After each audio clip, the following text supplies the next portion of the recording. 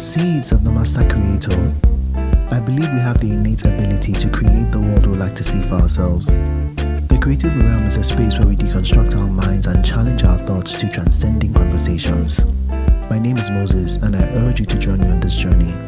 Welcome to the Creative Realm Conversation Series. Welcome back to another episode of the Creative Realm. Yeah, this is like the second half of the first season. So this is episode 6. And I'm very excited to continue building community with my listeners, to keep on growing, learning from each other. I hope you guys have been enjoying, the content and the conversations that we've been having over the past 5 episodes. Before I move into the topic for today, I think it's important that I just touch on the premise of the show just a little bit more to give you guys context. In case if you're a new listener, if you're a listener who has been following, but you just want to, have an idea of, the premise of the show in totality. And it's when I talk about it in the introduction of the show, when I say we are seeds of the Master Creator and we have the ability to create the world we like to see for ourselves. And the creative realm is a space where we have elevating conversations that helps us create a better world for ourselves. I think that is really the premise of the show. It's about having elevating conversations. It's about deconstructing a thought process, a way of thinking, a way of life, maybe a religious pattern, a generational pattern. It's about looking at life the way we see it and deconstructing things that we don't necessarily identify to, or we don't think those thought processes match the way we want to live our lives anymore. So that is the premise of the show. And I leave it as that because I want it to be very broad. So we've had conversations about race and culture, deconstructing that, deconstructing colorism, talking about women in business and the struggles that they face. And then I had my dad on the show as well. So as we move on forward, the second half of the podcast is to really capture the essence of deconstruction. It's to really capture the essence of letting go of things that do not serve us and to create a better life for ourselves. And this particular episode is going to require me to look at my phone a lot because I've had to do a lot of research as to why, a lot of research on the topic that I'm going to speak on. Today we are going to be deconstructing gender roles and norms. This one is a heavy one. It is a heavy topic for me because it requires me to have a level of vulnerability and a level of vulnerability to talk about something that has affected me my entire life. And I'm at a stage where I have enough knowledge and enough knowledge and life experience to be able to handle it a bit better and differently. Before I continue, is my main camera the middle one? Yeah, okay. I'm just speaking to my crew, just making sure that I have you guys' attention. Because I remember in the first episode, people were telling me like I need to look at the camera more. And it's the first show, so it has its pros and cons, its ups and downs. This is a new territory for me, but I'm starting where I am, and I'm just going with it. So I just wanted to be sure I have the camera, so I keep you guys engaged. But please do forgive me because I'm going to be looking down on my phone a lot because I've had to do some research with this conversation, and I will give you guys my life story and my journey with just gender in general. And you might ask yourself like, why? Before I move on, let me give you a definition of what the dictionary defines deconstruction as, because I mentioned deconstruction. For anyone who might not be aware, let me give you guys a definition. So what is deconstruction? It's a method of critical analysis of philosophical and literary language, which emphasizes the internal workings of language and conceptual systems, the relational quality of meaning, and the assumptions implicit in forms of expression. So that is what deconstruction is, and that is what I'm trying to do with the podcast, is deconstructing many things, and hopefully we have some fun along the way and people can relate to our conversation as we move on and go forward with what is happening here. So why gender? Why am I talking about gender? As far as I can remember, I never really fit into people's description of masculinity. For my entire life, it has been a running theme for me that I was always falling short of people's definition of masculinity. It was either I was too soft, I was too soft spoken, I was emotional, in touch with my feelings, or people would say my mannerisms were too feminine.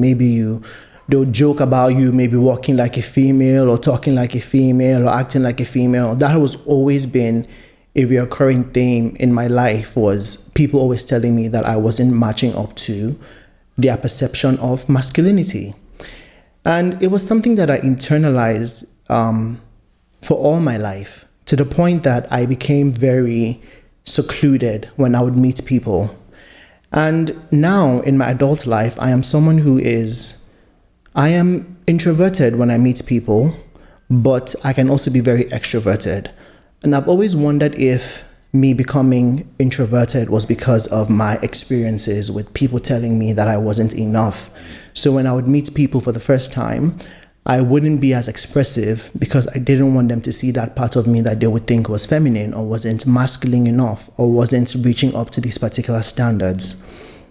Growing up as a kid, my older sister and I were it's my older sister and then me and then my younger brother. My younger brother and I were almost 4 years apart. So growing up as a kid, my sister and I were a bit closer. My sister's friends were my friends. I would always play around other girls, and I'll play with my sister's toys and stuff like that. If you came to my school in secondary school, like most of my friends were like female girls. So I guess because I was always around a lot of women and that was just what I was accustomed to, I guess that my mannerisms maybe mimicked the community that was around me, and that's how I just grew up. But it made a dent in my life where people would always tell me that I just wasn't matching up to their perception of masculinity. It was always a problem for me.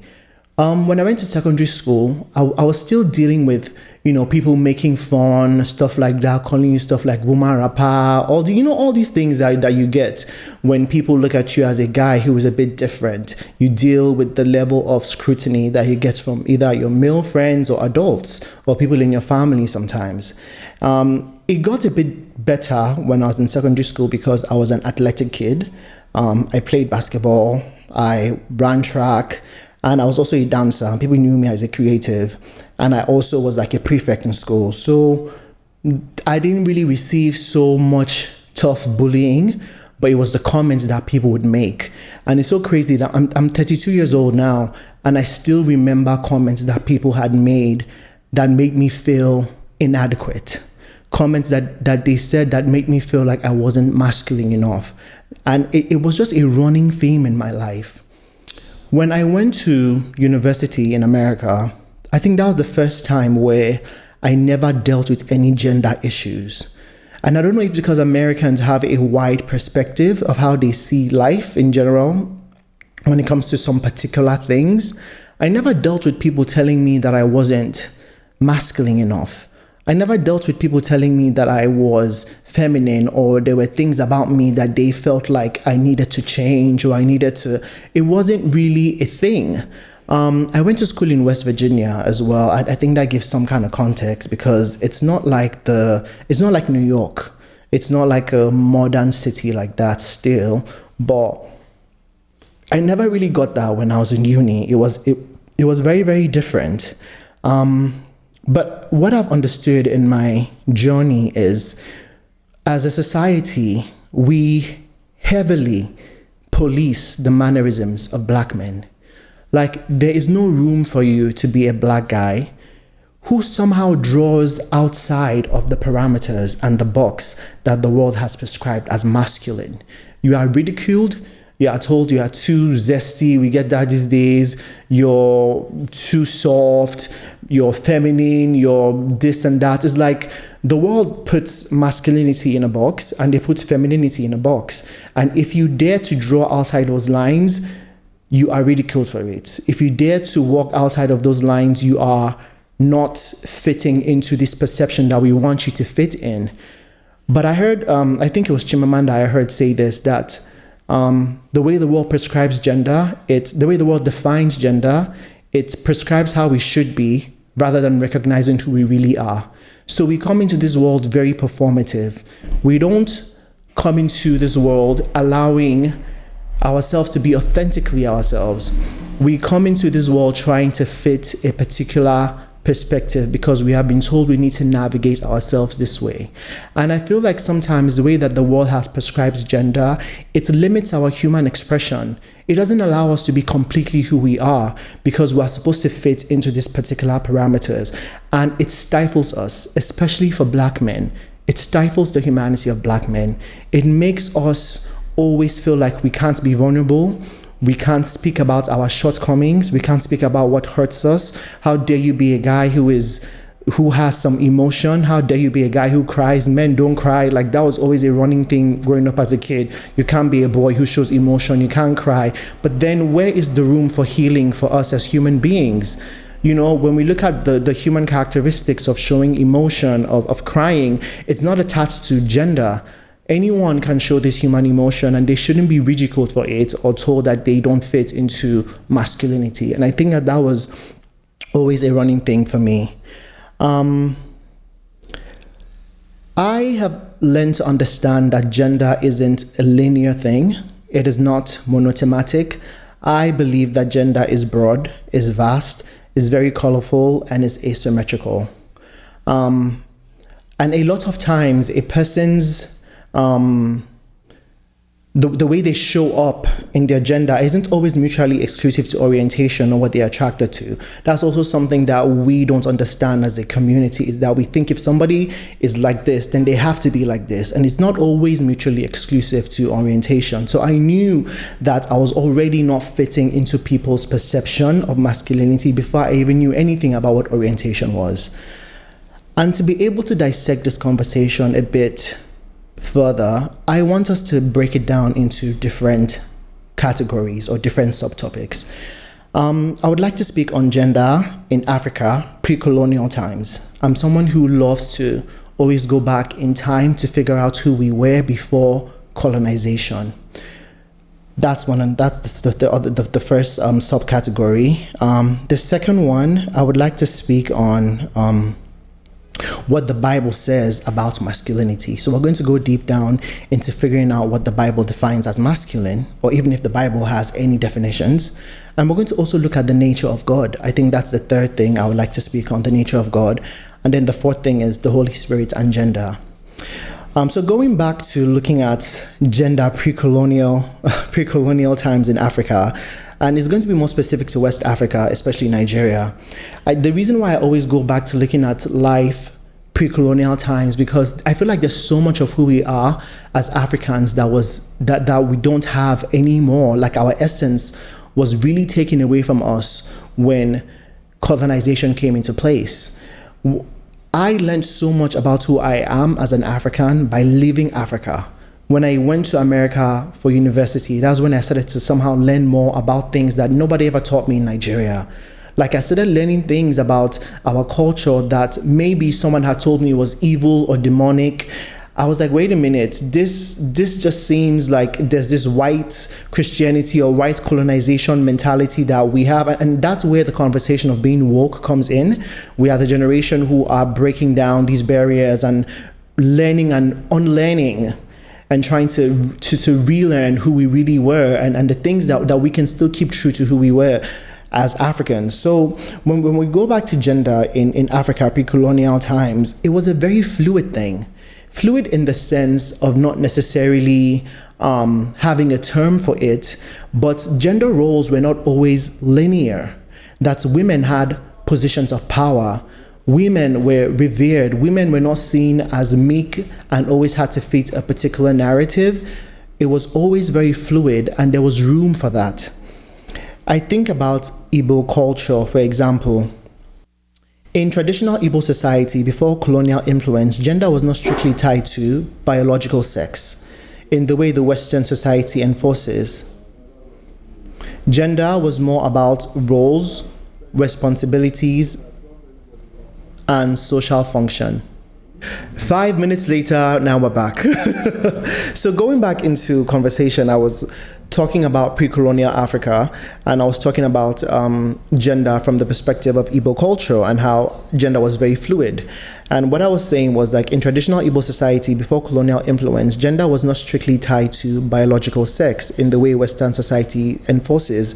Gender was more about roles, responsibility, and social function. And this is part of the research I've done. And with my research, I was asking ChatGPT questions, and we're going back and forth. And so these are like the notes that I've taken. And I would just like us to just consider these things when we talk about gender roles, and gender norms.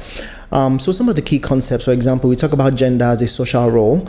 Gender wasn't always binary. People could take on roles not typical to their biological sex based on status, age, lineage, or spiritual authority. We had seniority and social status as well. So leadership, wealth, influence often trumped biology when determining one's role or respect in the community. And then multiplicity of gender, the idea of more than two gender roles existed, not necessarily labeled as non-binary in today's terms, but it was very fluid in Igbo culture. So women who had a particular amount of wealth, of respect in the society, were always given a role that you would think a man should take in today's, in a Western particular way of thinking, because Igbo culture then was very vast and beautiful, and their women were seen to be such important fabrics of their tribe that they always referenced Igbo women. So today's culture, we look at African women and we want to look at them as they are passive, or their role has to be linear, or they have to, we think about in a domestic phase where women have to do the cooking and the cleaning and all of that. Yes, that can be true on some level, but if we look at the lives that Africans lived before then, our lives didn't fit into this Western world of thinking of gender. That gender roles were very vast and beautiful, and it was very fluid. There's this concept that I found in my research that really blew my mind. There was something in Igbo culture called female husbands and male daughters. There's actually a book that I started reading. You can actually read. It's called Female Husbands and Male Daughters. These are two of the most striking examples of how Igbo society assigns social gender based on role, lineage, community. So for a female husband, it was a woman, especially one of high status or wealth, who could take a wife and become the social husband. And a lot of times it was the wife that they took were widows. So if a woman's husband had passed away, a woman who had wealth and social status could marry her, and she would be called the female husband. And she only married her because of the wealth and status of continuing the woman's lineage and family, which I thought was quite interesting. And it wasn't always sexual, because I think when we have these conversations, people automatically want to go to a sexual thing or an orientation thing. It's not always mutually exclusive to that. It was often about continuing the family lineage or gaining labor and alliance.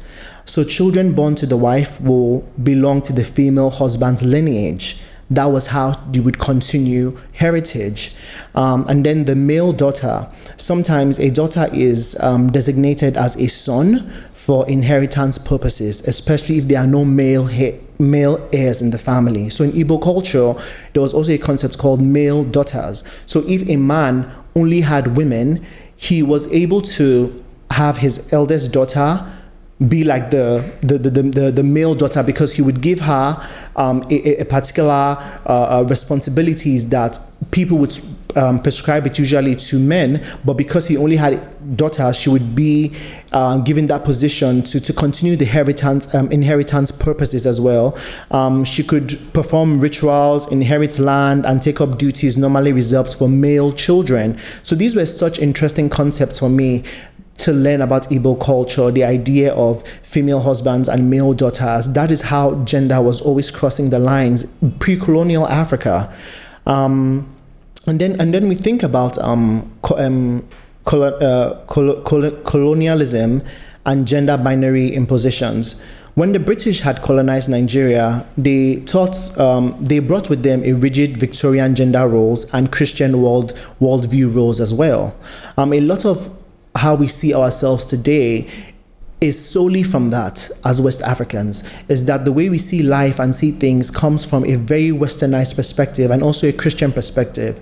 I tend to always try to find the meaning between these things, because I think it's important as us as Black people to always question everything that has been passed down to us by white people, because the whole point of passing Christianity to us, it wasn't necessarily to liberate us or to introduce us to Christ for reals.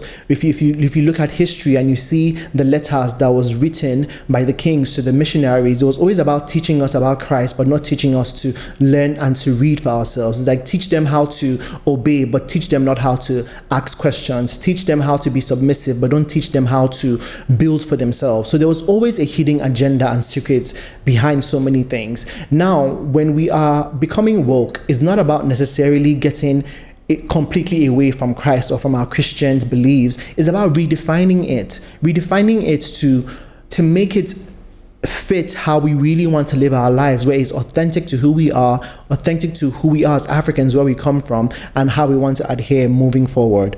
So when you think about these rigid gender roles that was brought in by colonization, they erased and they demonized a lot of roles that women would take, roles of leadership.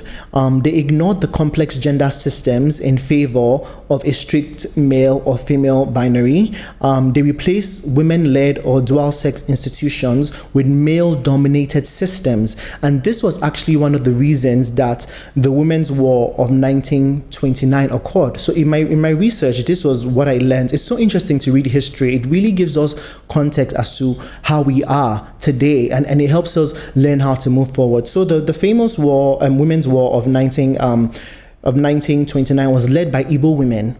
It was part in reaction to the colonial efforts to sideline women's traditional roles and power. So the colonizers came to try to reduce the status of women. They tried to make women seem very linear and very passive, even though in our culture, in Igbo culture, it was natural for women to have positions of power, positions of prestige.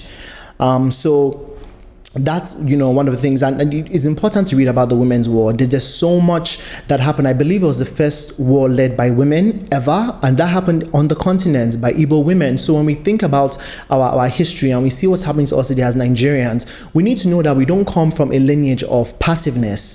The idea that we can just stay and take anything that people tell us to do, where we don't protest, where we don't speak up, there's no freedom of speech, that's not our origin way of being, man. That we come from a group of people that always fought for their rights and fought for what they believed in. So now I want to go into the second part of this conversation to talk about gender from the perspective of the Bible and what the Bible says about masculinity. So I was just doing my research. I was asking ChatGPT, like, what does the Bible say about masculinity? What does the Bible say about this? Because it was also a healing process for me. Like I said, I'm 32, and there are some things that people might say or do that will still take me back to my days of feeling like I wasn't meeting up to people's perception or people's perception of masculinity. So going into the Bible, we talk about what does the Bible say about masculinity. The Bible describes masculinity as strength, leadership, but leadership with humility, responsibility, provision, compassion, kindness, courage, integrity. Christ-likeness is the goal.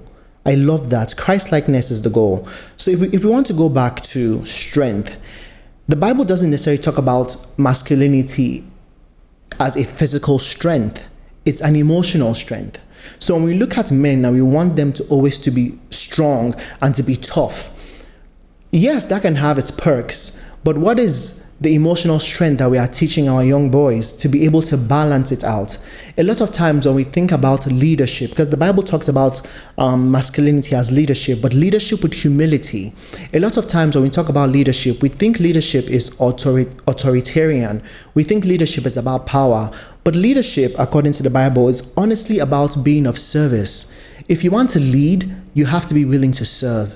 A great leader puts other people before themselves. They put the needs of other people before themselves. That is what masculinity is. It is not, I am the man of the house. What I say goes. No, You might be the leader of the house, but you have to serve everybody.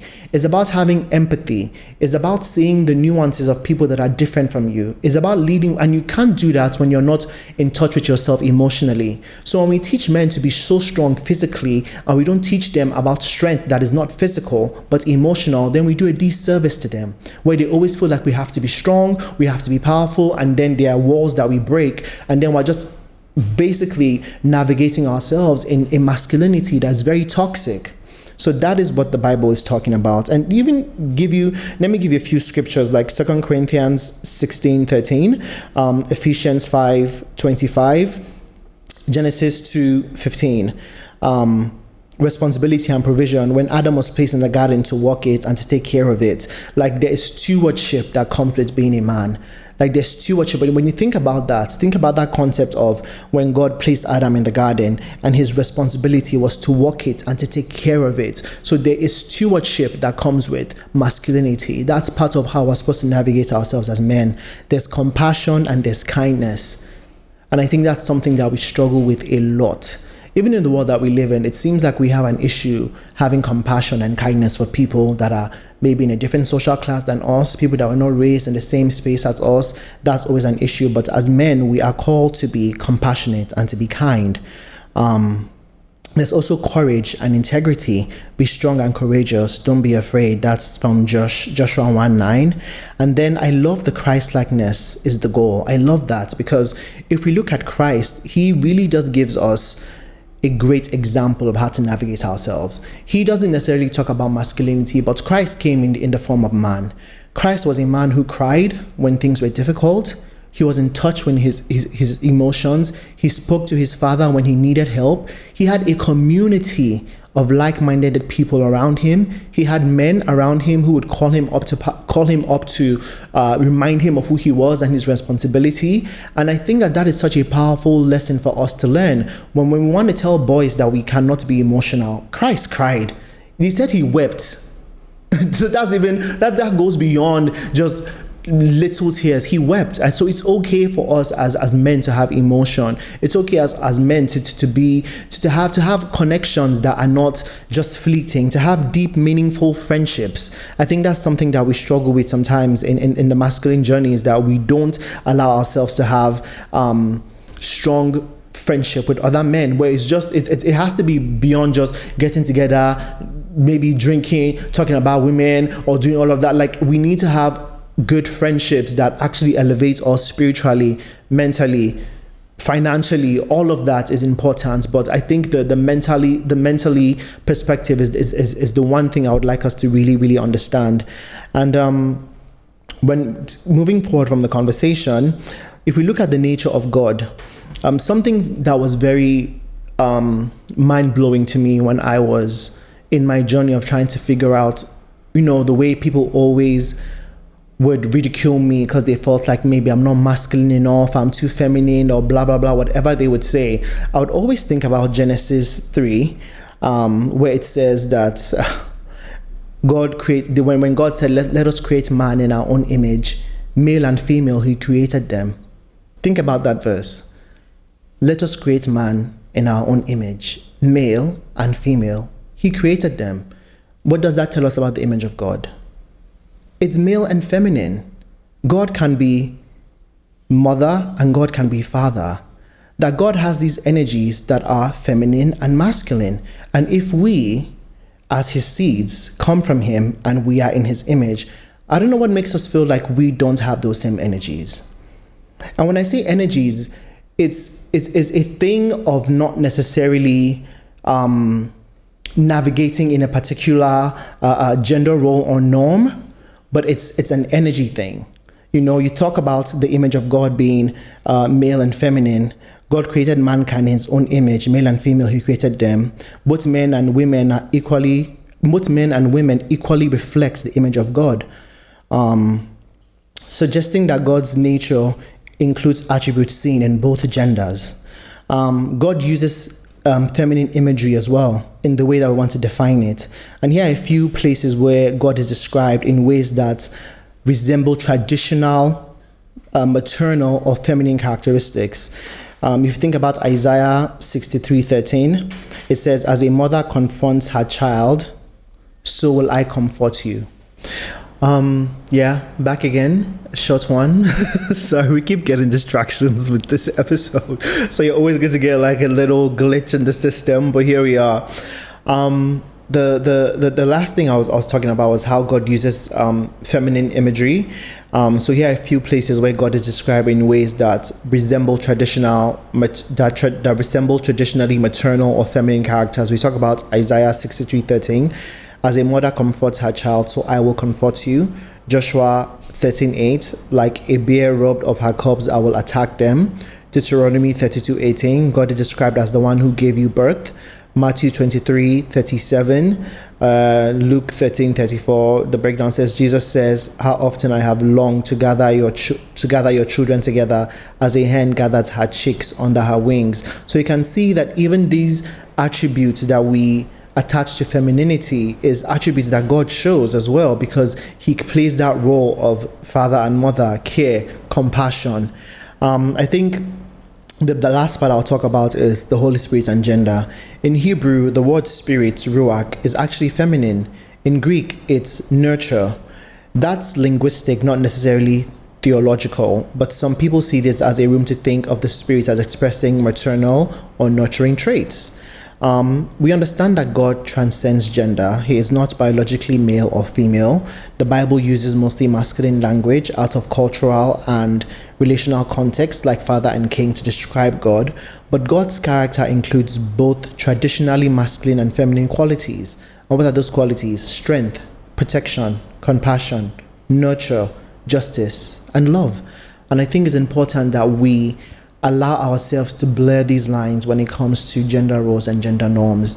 I think it's important that we allow people to be authentically themselves and show up how they want to show up. I touched on how I feel like we police black men a lot. So we police the mannerisms of black men. There's no room for you to be a black man that does not fall into this particular box that people has assigned as masculine.